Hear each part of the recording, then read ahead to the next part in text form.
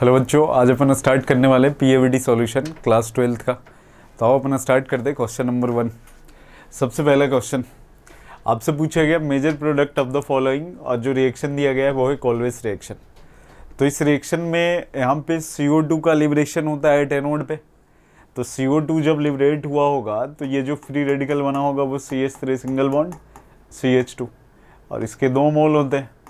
तो ये 2 अगर ऐसे ही आप अटैच कर दो, 2 फ्री रेडिकल आपस में, तो ये एक फ्री रेडिकल एक ऐसे ही अटैच करोगे तो दूसरा ये CH2 फ्री रेडिकल CH3, ये दोनों ऐड होगा। ऐड होने के बाद नंबर ऑफ कार्बन 4 हो जाएंगे। तो 4 कार्बन मिला अपने पास कौन सा? Option number D. तो question number 26 correct answer is D. Next पे आते हैं अगले क्वेश्चन पे। देखना, नेक्स्ट क्वेश्चन आपसे पूछा गया विच of the following has the lowest heat of combustion. Actually heat of combustion जो होता है वो इन्वर्सली प्रोपोर्शनल होता है स्टेबिलिटी का। तो लोएस्ट हीट ऑफ कंबशन इसका मतलब सबसे लेस स्टेबल। तो ये मैं ऐसा लिख रहा हूँ यहाँ पे कि जो हीट ऑफ कंबशन है, हीट ऑफ कंबशन ये इन्वर्सली प्रोपोर्शनल होगा स्टेबिलिटी ऑफ कंपाउंड। मतलब जो सबसे ज़्यादा स्टेबल उसका हीट ऑफ कंबशन सबसे कम। तो सबसे ज़्यादा स्टेबल अपने पास चेक कर दें। जो एरोमेटिक कंपाउंड होगा वो सबसे ज़्यादा स्टेबल होगा। ये एरोमेटिक नहीं है, ये भी नहीं है, sp3 हाइब्रिडाइजेशन है, इसके अंदर पाई इलेक्ट्रॉन 8 है, ये भी नहीं है। तो जो एरोमेटिक है वो कौन सा? C। चेक करने का तरीका 4n+2 पाई रूल लगाते हैं अपन। तो इस पर एक ही बस आ रहा है कौन सा? C, जो कि एरोमेटिक है और वो सबसे ज़्यादा स्टेबल है, मतलब हीट ऑफ कंबशन उसका सबसे कम होगा। नेक्स्ट क्वेश्चन, क्वेश्चन नंबर 28 आपसे पूछा the element with atomic number 117 has not been discovered yet, in which family would you place this element it discovered. पूछा 117 एलिमेंट जो होगा अगर वो डिस्कवर होगा तो आप कहाँ पे रखोगे। अपने को पता है कि अपने पीरियडिक टेबल में टोटल नंबर ऑफ ग्रुप 18 है, और जो सबसे लास्ट एलिमेंट आता है वो 118 में आता है। तो अगर 18th वाले की अपन बात करें तो 18th में पहला helium, neon, argon, krypton, xenon, radon, एक ऑग्नेशियम होता है जिसका एटॉमिक नंबर होता है 118। तो 117 इसके पहले वाले ग्रुप में आएगा 17 में, यहाँ पे आएगा 117। तो 117 17 ग्रुप मतलब कौन सा? हेलोजन हो गया ये ऐसा। तो question number 28 correct answer is C. Next question number 29 acidic, basic and amphoteric oxide. Sir जो जनरली नॉन मेटेलिक ऑक्साइड होंगे वो एसिडिक होगा, और +1 2 3 अगर मेटल का आ रहा है तो बेसिक होंगे, +4 मेटल का है तो एम्फोटेरिक होगा, 5 6 7 मेटल का एसिडिक होने वाला है। तो आपसे पूछा है एसिडिक मतलब नॉन मेटेलिक ऑक्साइड, तो अपन नॉन मेटेलिक ऑक्साइड चेक करते हैं। ये तो मेटेलिक ऑक्साइड है तो ये गलत, ये भी गलत। तो एसिडिक अपने पास एक ये है, दूसरा ये है। नेक्स्ट अगला बोला बेसिक मतलब मेटेलिक ऑक्साइड, तो मेटेलिक ऑक्साइड अपने पास ये भी है, ये भी है। अभी तक यहाँ तक दोनों चल रहे हैं, बट अगला पूछा है आपसे कौन सा? एम्फोटेरिक। तो ये तो एसिडिक ऑक्साइड है, एम्फोटेरिक नहीं है। तो एम्फोटेरिक कौन सा है? Al2O3। तो अपना करेक्ट आंसर कौन सा है? Option D. Question number 29 correct answer is D. Next 30 आपसे पूछा the total number of species from the following in which 1 unpaired electron is present. एक अनपेयर्ड मतलब वो पैरामैग्नेटिक होना चाहिए। तो अपन पहले चेक करेंगे कि पैरामैग्नेटिक है कौन सा।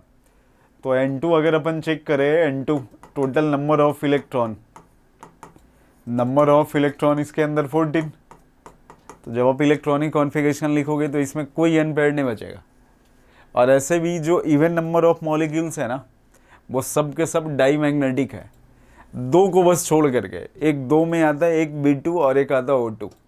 B2 के पास नंबर ऑफ इलेक्ट्रॉन 10 होते हैं, O2 के पास नंबर ऑफ इलेक्ट्रॉन 16। तो 10 और 16 है तो दोनों इवन नंबर, बट उन दोनों के इलेक्ट्रॉनिक कॉन्फ़िगरेशन जब आप लिखोगे तो वो उसमें एक एक इलेक्ट्रॉन बच जाता है, तो इसलिए वो पैरामैग्नेटिक होता है। तो जितने इवन नंबर वाले मॉलिक्यूल हैं सबके सब डायमैग्नेटिक। तो अपन चेक करते पहले कि पैरामैग्नेटिक कौन कौन सा है। O2 ये पैरामैग्नेटिक, 16 वाला कौन सा, पैरामैग्नेटिक। तो ये अगर अपन इसका इलेक्ट्रॉनिक कॉन्फ़िगरेशन लिखें तो sigma 1s2, sigma star 1s2, इसके बाद फिर sigma 2s2, sigma star 2s2। अपने को जाना है कहाँ तक, 16 तक। तो ये सिग्मा 2pz यहाँ पे 2।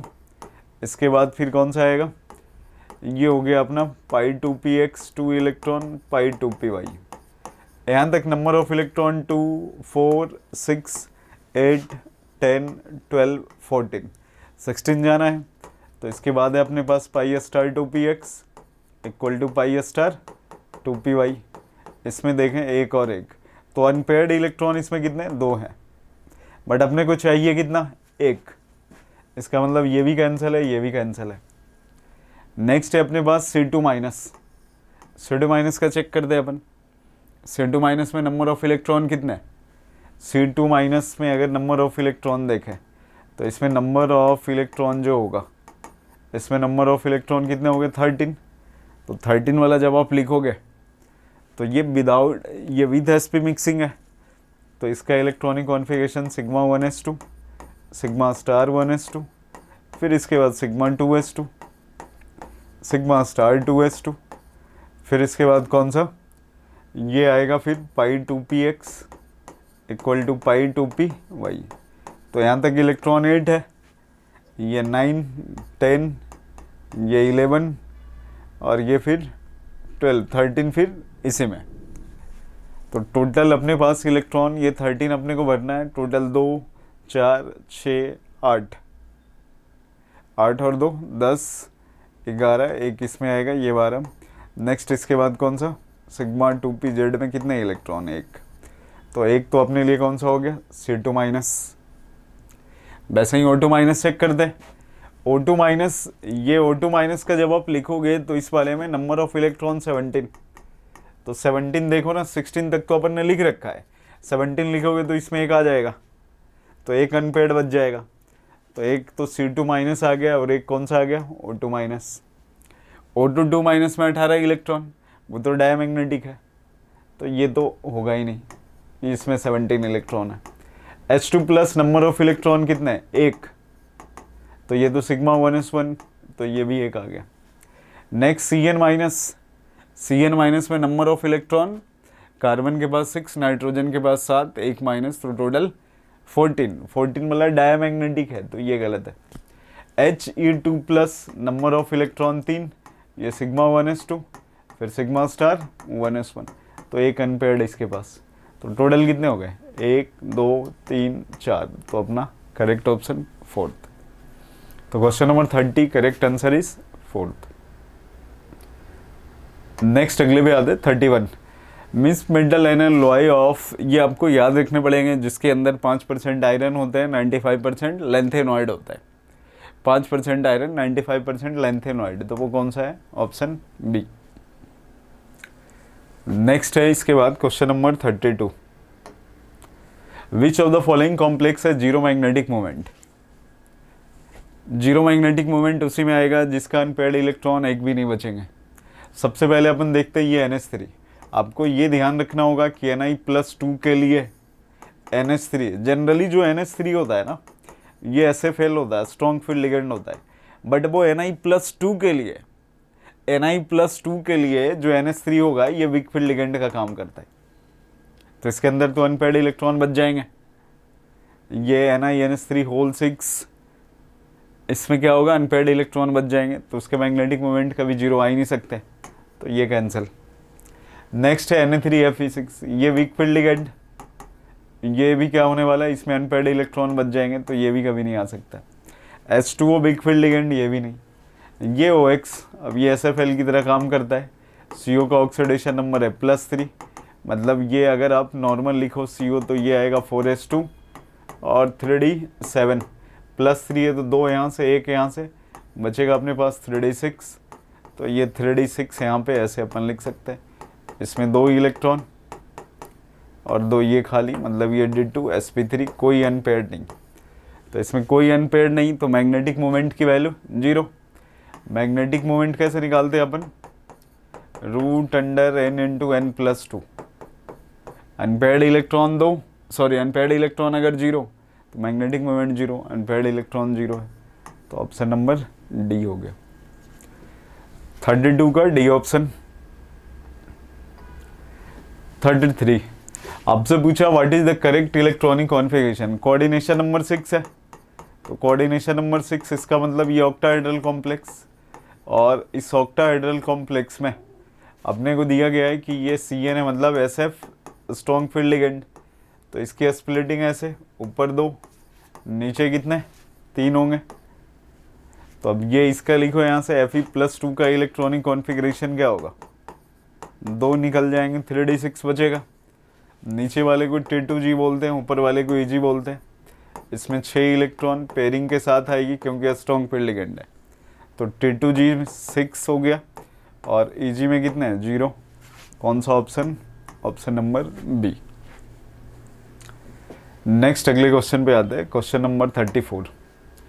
IPSC name of the complex, platinum लिखा गया है, ये डाइयामाइन है और ये मिथेनामाइन है, एक Cl जो होगा लिगेंड है तो ये क्लोराइड हो, एक बाहर है तो क्लोराइड, तो वैसा देखते हैं अपन किस में लिखा गया है, ये अपन ये क्लोराइड यहाँ भी है इसलिए ये गलत है। सेकंड में 20 अमाइन लगाया, ये तभी लगते हैं जब अपने पास कैसा लिगेंड आ जाए, चिलेटिंग लिगेंड के आगे 20 और 30 लगता है, तो इसलिए ये भी गलत। ये इसमें लिखा गया है, ये यहाँ भी क्लोराइड दिया गया है, इधर क्लोराइड है, तो क्लोरीन का नेमिंग तो सही है, लेकिन ये अमाइनो मीथेन नहीं, मिथेनामाइन होना चाहिए, इसलिए ये गलत है। ऑप्शन नंबर 4 डाइअमाइन क्लोराइड और मिथेनामाइन प्लेटिनम 2 क्लोराइड, ये सही है अपना करेक्ट IPSC नेम, तो correct answer is D. Next अगले question 35, which of the following is a basic amino acid, आपको ये याद रखने वाले हैं कि कौन सा टोटल 20 अमीनो एसिड जिसमें ये जो लाइसिन होता है वो कैसा होता है, बेसिक अमाइनो एसिड होता है, बेसिक वाला NH2 ग्रुप इसके अंदर ज़्यादा होता है, 2 होते हैं, इसलिए बेसिक की तरह काम करेगा। नेक्स्ट है 36, the secondary structure of protein, जो सेकेंडरी स्ट्रक्चर ऑफ प्रोटीन होता है ना, उनके उसके अंदर होता है अल्फा हेलिक्स और बीटा हेलिक्स स्ट्रक्चर, वो आपस में स्टेबलाइज होते हैं हाइड्रोजन बॉन्डिंग के साथ, तो सेकेंडरी स्ट्रक्चर जो होंगे प्रोटीन वो 2 टाइप के, एक अल्फा हेलिक्स होता है, एक बीटा प्लीटेड होता है, दोनों के अंदर हाइड्रोजन बॉन्डिंग होते हैं, एक में इंटर होता है, एक में इंट्रा होता है, तो ये अपने से पूछा है कि स्टेबलाइज किससे होगा, तो स्टेबलाइज हाइड्रोजन बॉन्डिंग के साथ। नेक्स्ट अगला है question number 37, fructose is an example of, fructose जो होगा उसके अंदर फंक्शनल ग्रुप जो होगा C डबल बॉन्ड और कीटोन आता है, ये फंक्शनल ग्रुप होते हैं इसके अंदर, तो कीटोन वाले के लिए अपन टोटल नंबर ऑफ कार्बन कितने 6, तो कीटो हेक्सोस लिखते हैं इसको अपन, कीटोन है इसलिए, ग्लूकोज होता है तो उसको लिखते हैं अल्डो हेक्सोस लिखते हैं अपन, तो कीटो हेक्सोस हो गया और वो अल्डो हेक्सोस ग्लूकोज के लिए। अपने से पूछा फ्रक्टोज, तो बी ऑप्शन सही है अपना। नेक्स्ट इसके बाद 38 पूछा identify the incorrect statement from the following, glycogen जो होता है वो पॉलीसेक्राइड्स होते हैं, तो we also called as animal starch, ये तो सही है। पूछा beta glycosidic linkage make cellulose polymer, ये भी सही है, सेलुलोज पॉलीमर में क्या होता है बीटा ग्लाइकोसिडिक लिंकेज होता है। Next amylose is branch chain polymer of glucose, नहीं, जो ये अमाइलोज होता है वो लीनियर चेन होता है, ये जो स्टार्च होता है वो 2 से मिल करके बना होता है स्टार्च,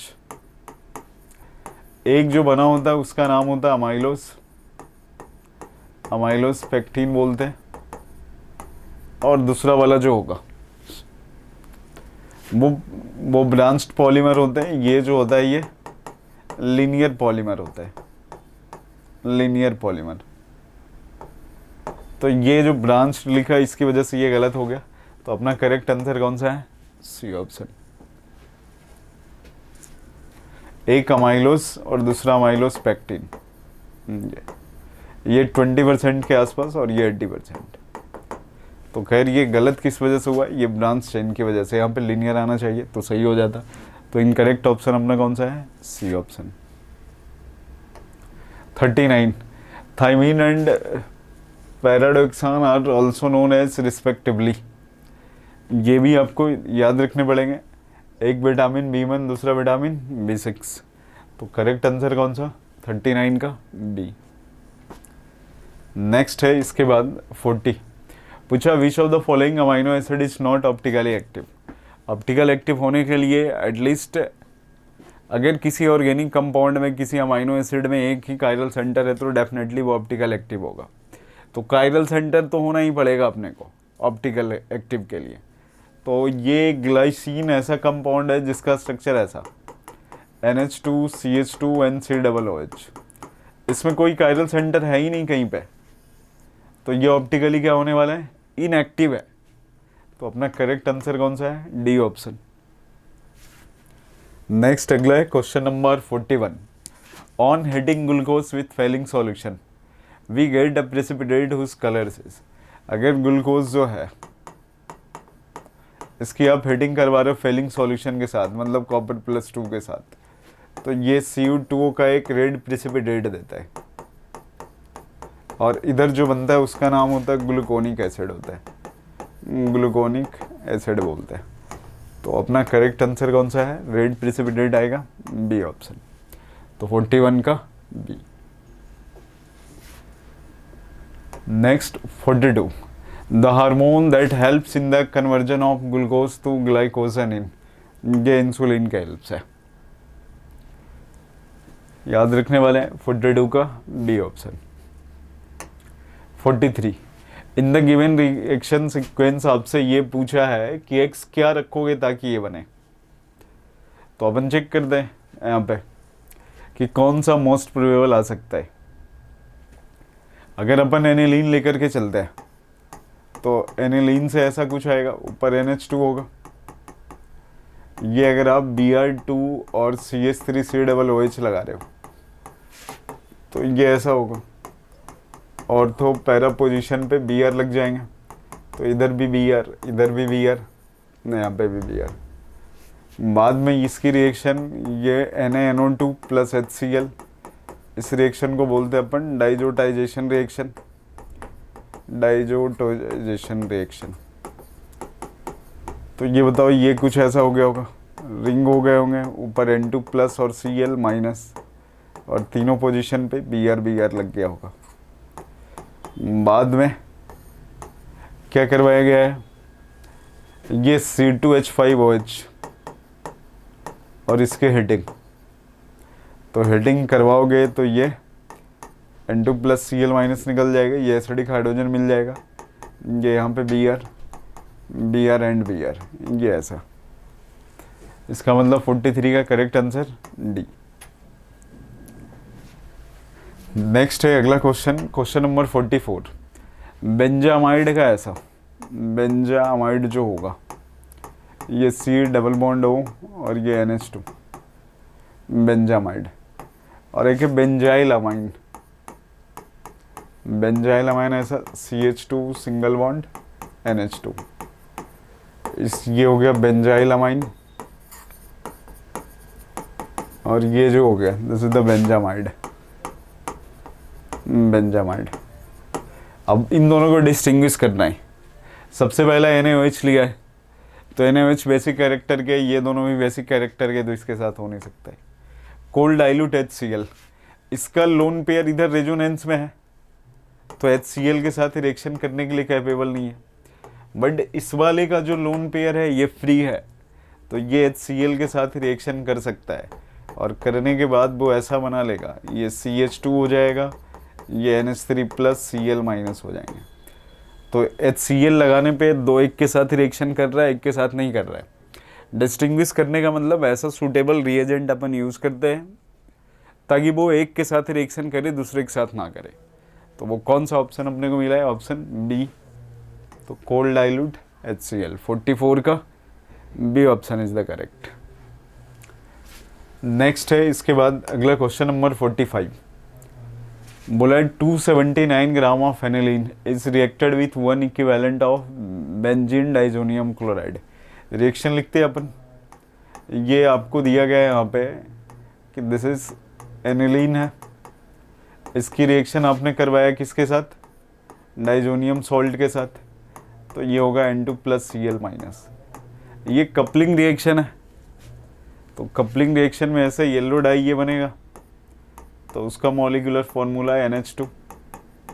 ये यहाँ पे N, डबल बॉन्ड N, और ये ऐसा। आपसे बोला है कि the maximum amount of aniline yellow, ये जो येलो वाला बना है ना, येलो एनिलीन जिसको उसने बोल रखा है, इसका अमाउंट बताना है। तो इसके और इसके मोल्स दोनों बराबर होंगे, मतलब जितने मोल्स ऑफ एनिलीन होगा वो मोल्स किसके बराबर होने वाले, मोल्स ऑफ एनिलीन येलो जो लिखा है उसका, एनिलीन येलो का। और इसका मास आपको दिया गया है 279। मोलर मास इसका निकाल सकते हैं अपन। इसका मोलर मास कितना, 93, इक्वल टू, ये यहाँ पे इसके बाद इसका मास आपको निकालना है। मोलर मास जब आप निकालोगे तो इसका मोलर मास जो होगा वो 197।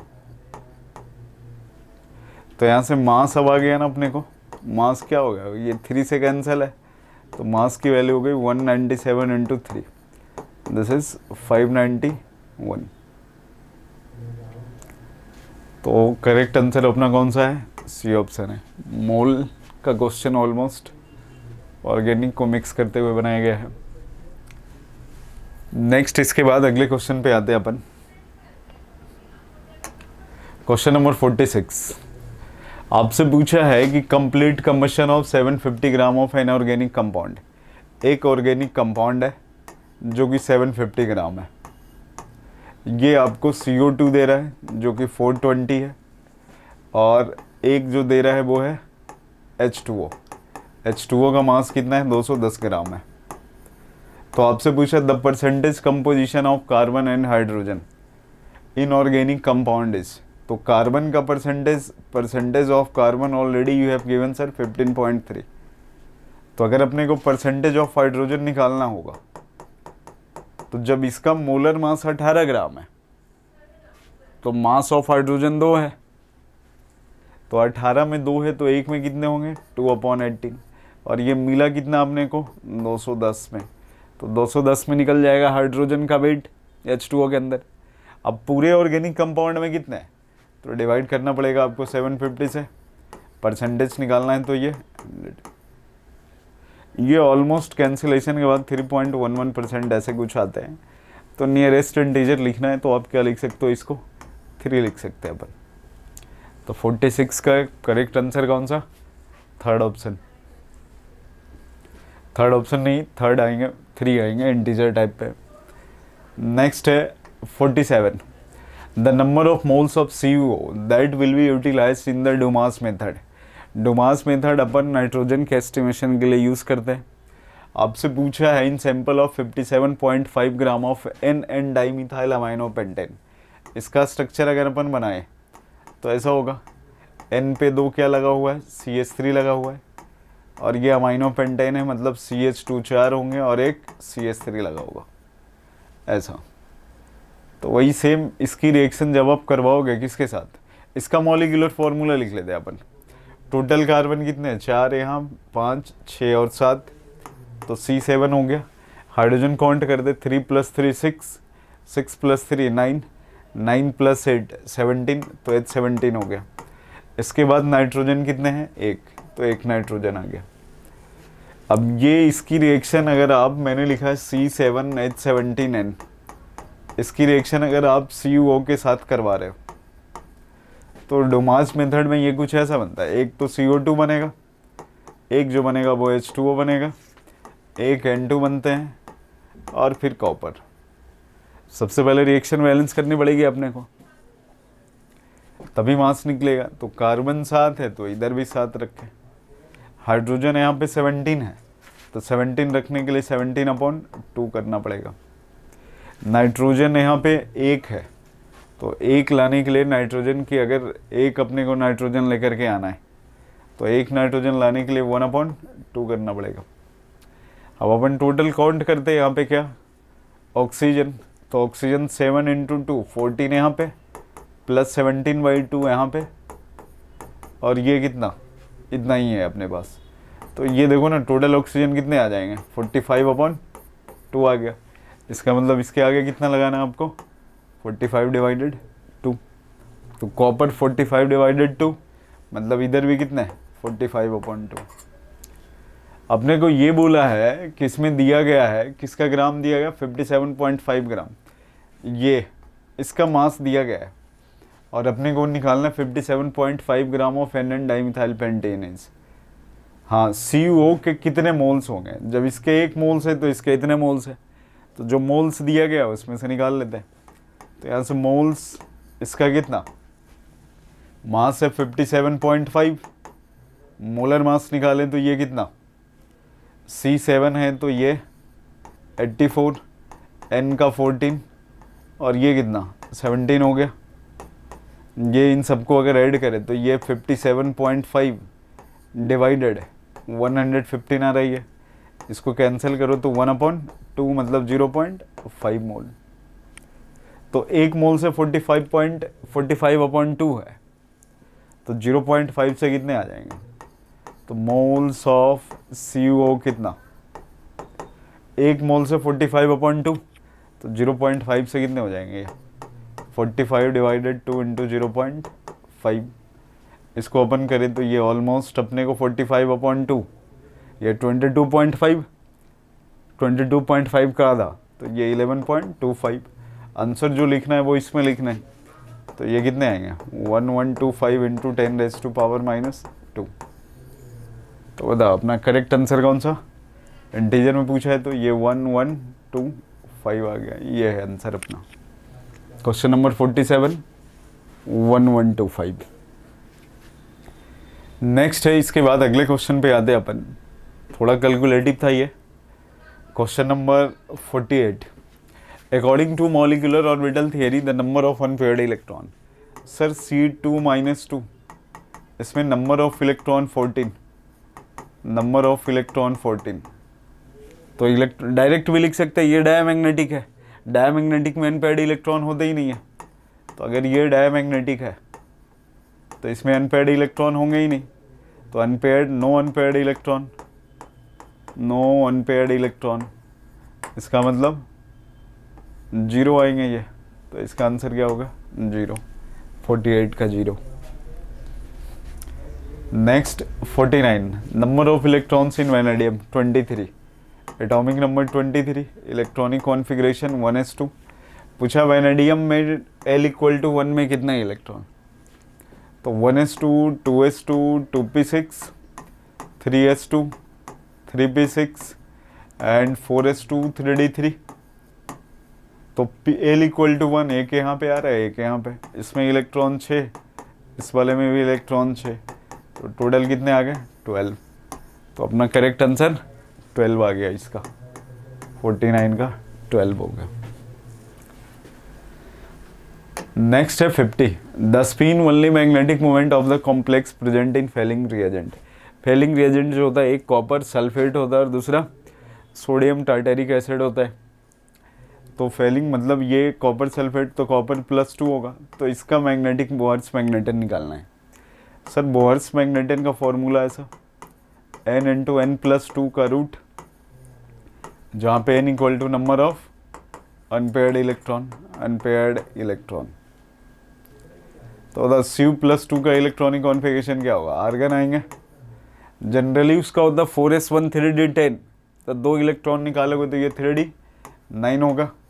अब 3d9 है तो d और ऑर्बिटल में, d सबसेल में 5, तो 1 2 3 4 5 6 7 8 9, एक अनपेयर्ड बच गया।